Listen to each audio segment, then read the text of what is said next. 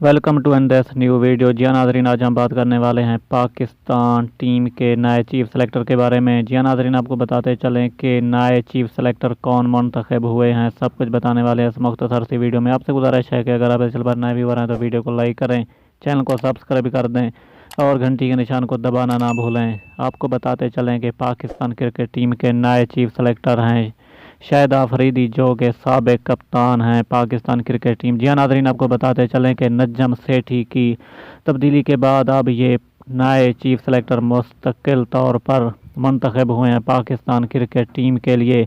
इनको मंतखब किसने किया है? ये किया है नजम सेठी ने, जो कि नए पीसीबी चेयरमैन मुकर्रर हुए हैं। जी हाँ नाज़रीन, उम्मीद करता हूँ कि ये वीडियो और ये ब्रेकिंग न्यूज़ आपको पसंद आई होगी।